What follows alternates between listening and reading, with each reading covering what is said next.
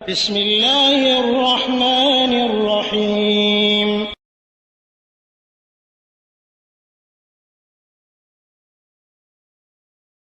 بسم الله الرحمن الرحيم الحمد لله رب العالمين والصلاة والسلام على أشرف الأنبياء والمرسلين نبينا محمد وعلى آله وأصحابه أجمعين أما بعد ওয়ালাইকুম আসসালাম ওয়া রাহমাতুল্লাহি ওয়া বারাকাতুহু। সম্মানিত হাফেজ ফারুক ভাই, আপনি ওমান থেকে প্রশ্ন করেছেন। প্রায় আপনার 4টা প্রশ্ন রয়েছে একই সঙ্গে।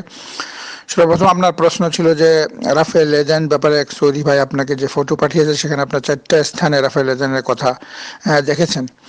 তো রাফেল এজেন্ট, এখন আপনার প্রশ্ন হচ্ছে যে অনেক মানুষ যারা হাত উঠাই না একবারে, তারা কোথা থেকে নিল সেই জিনিসটা। আমরা মুমিন এবং মুসলমান হিসেবে আমাদের সর্বপ্রথম যে কর্তব্য এবং দায়িত্ব, কোরআন ও হাদিস মানা। রাসূলুল্লাহ সাল্লাল্লাহু আলাইহি ওয়াসাল্লাম আমাদের প্রিয় নবী, উনি আমাদের আদর্শ, উনি যা করেন তাই আমাদের মানতে হবে। সেখানে আমরা অন্য মানুষরা কি করে এবং কারা কি করে এবং অন্য যদি লোক সংখ্যা অনেকে যদি কোরআন হাদিসে কোনো বিধান না মানে, তাহলে সেটা আমাদের জন্য কোনো বিধান না। আমাদের বিধান হচ্ছে আমরা পৃথিবীর কোনো মানুষের দিকে তাকাবো না, সেটা সারা বিশ্বের মানুষ হোক, অনেক বড় ব্যক্তিত্ব হোক, অনেক বড় আলেম হোক, অনেক বড় ইমাম হোক, সে যদি কোরআন ও হাদিসের কাজটা করে তাহলে আমরা সেখানে আমরা করব, এবং সে যদি নাও করে আমরা করব। আমরা আমাদের যেটা মূল উদ্দেশ্য কোরআন ও হাদিস থেকে আমরা সেটা মানবো, এই জিনিসটা আমাদের লক্ষ্য রাখতে হবে। যেন আল্লাহ রাব্বুল আলামিন পবিত্র কোরআনে এই কথাটা বলে দিয়েছেন। সূরা আল আনআমের 116 নম্বর আয়াত আল্লাহ তাআলা বলতেছেন, আউযু বিল্লাহি মিনাশ শাইতানির রাজীম ওয়া ইন তুতি' আকসারা মান ফিল আরদি ইউযিল্লুকা আন সাবিলিল্লাহ ইন ইয়াত্তাবিউনা ইল্লা আয-যন্না ওয়া ইন হুম ইল্লা ইয়াখরুসুন। আল্লাহ তাআলা বলতেছে, তুমি যদি পৃথিবীর অধিকাংশ লোকের অনুসরণ করো তাহলে তারা তোমাকে আল্লাহর পথ হতে বিচ্যুত করে ফেলবে। তারা তো কেবল আন্দাজ অনুমানের অনুসরণ করে চলে, তারা মিথ্যাচার ছাড়া কিছুই করে না। তো কাজেই পৃথিবীর মানুষরা, অন্য মানুষরা কি করতেছে, তাদের সংখ্যা অনেক বেশি বা অনেক বড় ব্যক্তিত্ব, তারা কি করে সেটা আমরা যদি বলি যে হ্যাঁ এত মানুষগুলো করতেছে, হয়তো এটাই ঠিক, এই ধরনের ধারণা করাটা পরিপূর্ণভাবে ইসলামের পরিপন্থী কাজ। ইসলামের জন্য আল্লাহ রাব্বুল আলামিন আমাদের কাছে স্পষ্টভাবে দুটো প্রমাণ দিয়ে দিয়েছেন। একটা হচ্ছে আল্লাহর কিতাব, 2 নম্বর হচ্ছে রাসূলুল্লাহ সাল্লাল্লাহু আলাইহি ওয়াসাল্লামের সহিহ হাদিস। এই জন্য বিদায় হজে রাসূলুল্লাহ বলে দিয়েছেন যে আমি তোমাদের কাছে 2টি জিনিস রেখে যাচ্ছি, এই 2টি জিনিসকে তোমরা যদি শক্ত করে ধরো, তারাকতু ফীকুম আমরাইনি মা ইন তামাসসাকতুম বিহি লান তাযিল্লু বাদি আবাদা, কিতাবুল্লাহ ওয়া সুন্নাত রাসূলিহি। আমার পরে তোমাদের কাছে আমি 2টি জিনিস রেখে যাচ্ছি, আর কোনো 3 নম্বর 4 নম্বর 5 নম্বর জিনিস বলেন নাই আল্লাহ রাব্বুল আলামিন। সমস্ত উম্মতে মুহাম্মাদের জন্য আল্লাহ রাব্বুল আলামিন 2টা জিনিস রেখে, রাসূলুল্লাহ সাল্লাল্লাহু আলাইহি ওয়াসাল্লাম 2টা জিনিস আমাদের জন্য রেখে গেছেন, কিতাব আল্লাহ, আল্লাহর কিতাব, ও তারপর রাসূলুল্লাহ সাল্লাল্লাহু আলাইহি ওয়াসাল্লাম সুন্নাত। এই 2টা জিনিসকে যদি আমরা শক্ত করে ধরি, কখনো আমরা পথভ্রষ্ট হব না। কাজে চিন্তার কোনো কারণ নেই পৃথিবীর মানুষ কি করতেছে, অমুকে কি করে, অমুক করে, সেটা আমাদের বিষয়বস্তু না। আমাদের মূল বস্তু আমি কোন কাজটা করতেছি আর আমার কাজটা কি কোরআন হাদিস অনুযায়ী হচ্ছে কিনা।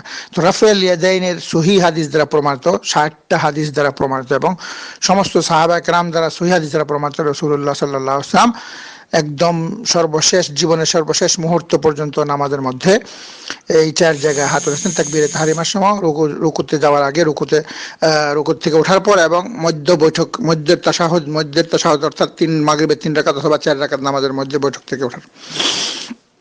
এখন আপনার প্রশ্ন ছিল যে অনেক ওই আপনার ওমানে অনেক লোক এরকম হাত ওঠায় না, তারা হাত তো বাঁধেও না, ওঠাও না। এখন রুকুতে গেলে আপনি বুঝতেছেন যে তারা নামাজ পড়তেছে।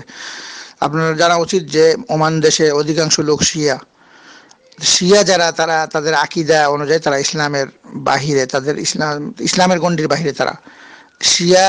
এই যে শিয়া অর্থাৎ যারা নাকি আলী রাদিয়াল্লাহু আনহুকে এবং ইমাম হোসেন রাদিয়াল্লাহু আনহুকে, তাদেরকেই তারা সবকিছু মানে, এবং তারা বলে যে এই দুইজনই সবকিছু, এবং তাদেরকে তারা একদম আল্লাহর রবের জায়গা পর্যন্ত নিয়ে গেছেন। এবং অন্য যারা নাকি এই আলী রাদিয়াল্লাহু আনহুকে ইমাম হিসেবে এবং ইমাম হুসাইনের আদর্শ, এবং তারাও তাদের আদর্শ মানতেছে, বানানো আদর্শ তাদের ইমামরা, এবং তাদের 12 জন ইমাম রয়েছে। এই জন্য তাদের কাছে অনেক হাদিস, বানানো হাদিস, তারা হাদিস মানে না। কোরআনেরও তাদের কাছে প্রায় 40 পারা কোরআন, এবং তারা বলে যে আলী রাদিয়াল্লাহু আনহুকে নবী বানানোর কথা ছিল, এবং জিবরিল আলাইহিস সালাম খেয়ানত করে রাসূল সাল্লাল্লাহু আলাইহি ওয়াসাল্লামকে অনুমতি দিয়ে দিয়েছেন। তারপরে ওনারা বলে যে আলী রাদিয়াল্লাহু আনহু হলো খলিফা হওয়ার যোগ্য, আবু বকর, ওমর, ওসমান তারা রসুলের উপর, রসুল সাল্লাল্লাহু আলাইহি ওয়াসাল্লামের পরেই খেলাফত জোর করে ক্ষমতা নিয়ে নিছে এবং আলীকে জুলুম করেছে, তারা জালেম, এরকম তারা গালি দেয়। তো সাহাবাদেরকে গালি দেয়, তারা সাহাবাদের ব্যাপারে কটূক্তি করে এবং আয়েশা রাদিয়াল্লাহু আনহার ব্যাপারে অনেক তারা তুহমত দেয়।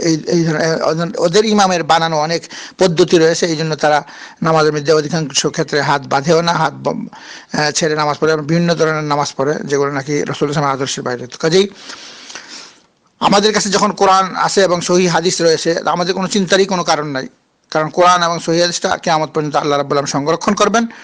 আমরা দ্বীন ইসলামের যত বিধান রয়েছে, আমাদের ইবাদত, নামাজ, রোজা, হজ, যাকাত, ইবাদত বন্দেগী যা কিছু করার, জিকির, প্রত্যেকটা জিনিসের নিয়ম এবং পদ্ধতি এবং করার যে ধরনটা রসুল আমাদেরকে বাস্তবে শিক্ষা দিয়েছেন। এবং এমনকি যে রসুল একজন লোক যখন নাকি বাথরুমে যাবে, তো সেই বাথরুমে যাওয়ার যে আদবটা উনি এটাও ছাড়েন না, উনিও শিক্ষা দিয়েছেন যে আমরা বাথরুমে যখন যাবো তো বিসমিল্লাহ বলে বাম পাওয়া যে ঢুকবো এবং বিসমিল্লাহ আল্লাহুম্মা ইন্নী আউযু বিকা মিনাল খুবসি ওয়াল খাবায়েস বলবো, সেখানে আমরা কথা বলবো না, সালামের উত্তর দেবো না এবং বাইরে বলবো গুফরানাক।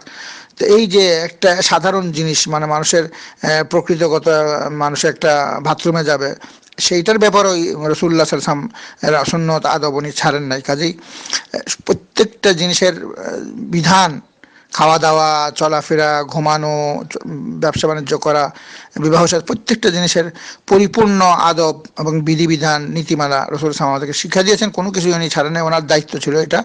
কাজেই আমাদের চিন্তার কোনো কারণে, সমস্ত কিছু যা কোরআন হাদিসে রয়েছে সেটা আমরা মানব।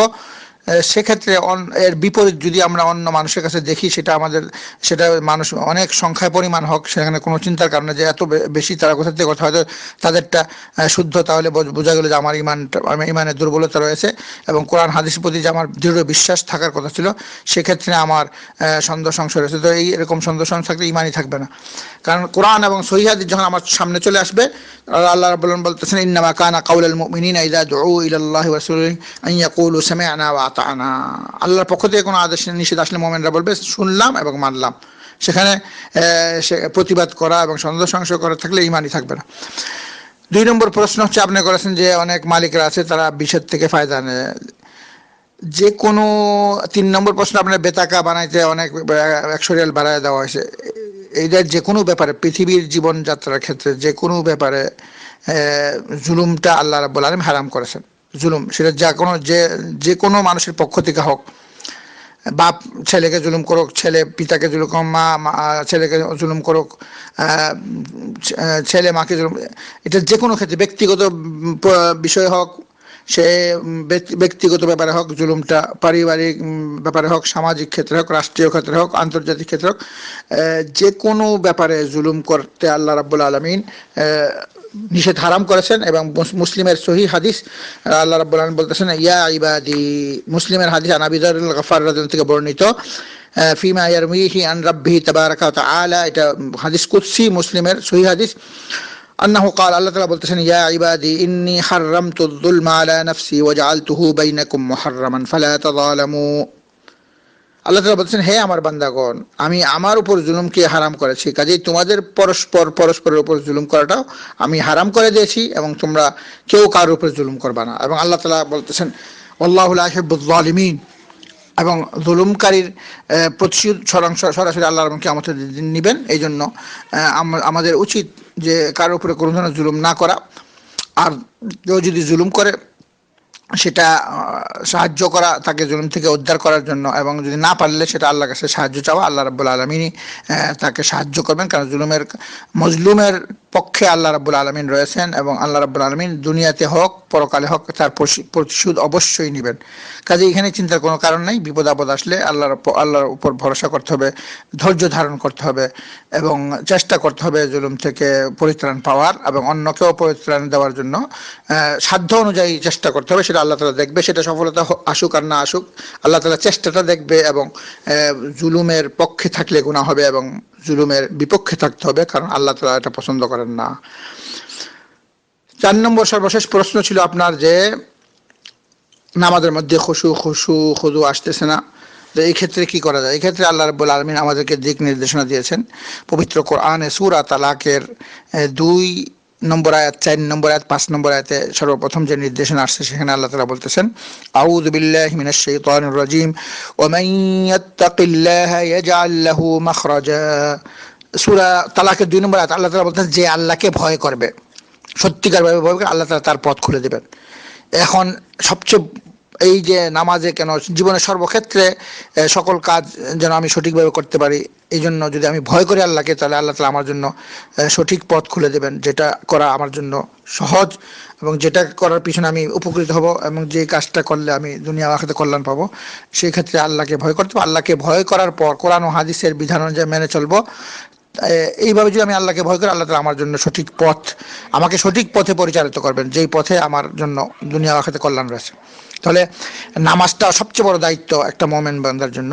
তো নামাজটা যে আমি আল্লাহর সামনে দণ্ডায়মান হচ্ছি এবং মহান রব্বুল আলামিন, যিনি বাদশার বাদশাহ, যিনি জান্নাতের মালিক জাহান্নামের মালিক, আল্লাহর যে শ্রেষ্ঠত্ব, মহত্ব এবং আল্লাহর যে জাবারুত কওয়াত, আল্লাহর সামনে ভয় নিয়ে আমি দাঁড়াবো।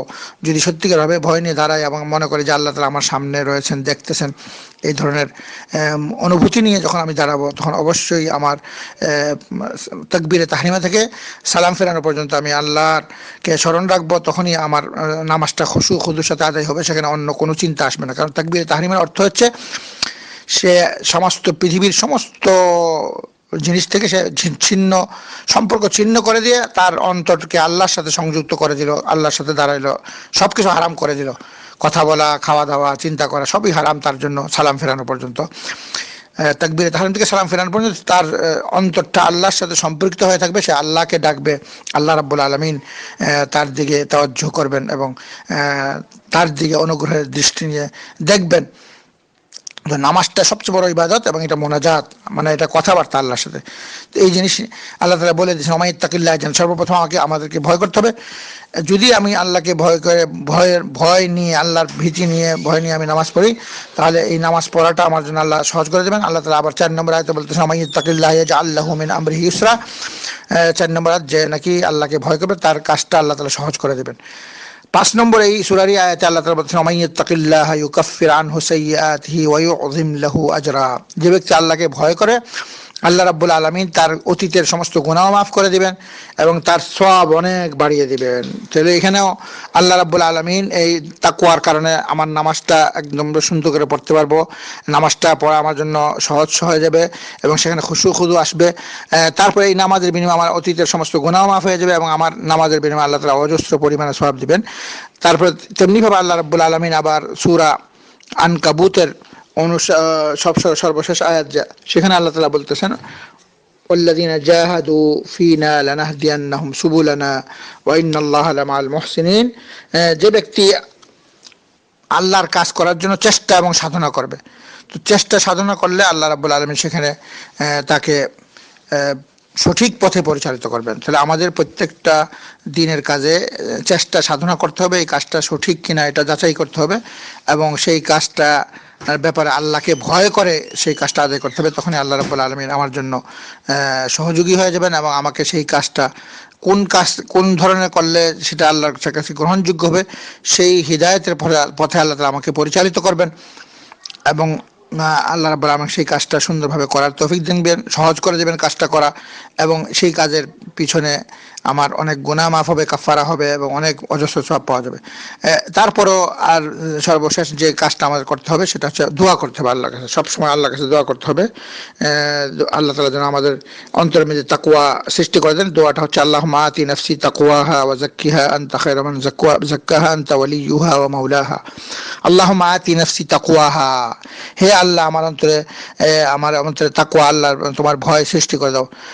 ওয়া যাক্কিহা, আমার অন্তরকে পবিত্র করো।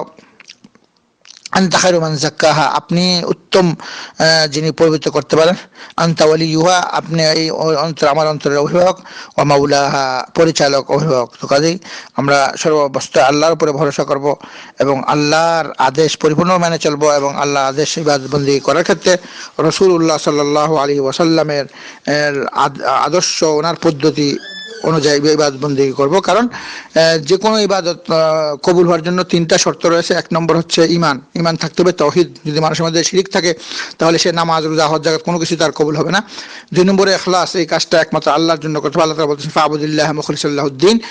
3 নম্বরে এই কাজটা রাসূলুল্লাহ সাল্লাল্লাহু আলাইহি ওয়াসাল্লামের সুন্নতের আদর্শ অনুযায়ী হতে হবে। এর বাইরে যদি যাই, যত ভালো কাজ হোক, সেটা যদি রাসূল সাল্লাল্লাহু আদর্শের বাইরে হয় তাহলে এটা কখনো কবুল হবে না, যত ভালো কাজই হোক। এটা আমাদের খেয়াল রাখতে হবে। 3টা শর্ত পূরণ করে যখন আমরা আমাদের দায়িত্ব, আমাদের যে ইবাদত বন্দেগীগুলো আমরা পালন করব, আল্লাহ তাআলা অবশ্যই কবুল করবেন। এর বিনিময়ে আল্লাহ তাআলা আমাদেরকে অজস্র সওয়াব দিবেন এবং কিয়ামতের দিন জাহান্নাম থেকে আমাদেরকে মুক্তি দিয়ে জান্নাতুল ফিরদাউসে যাওয়ার তৌফিক দান করবেন। ওয়া সাল্লাল্লাহু আলা নবিয়িনা মুহাম্মদ ওয়া আলা আলিহি ওয়া আসহাবিহি আজমাইন।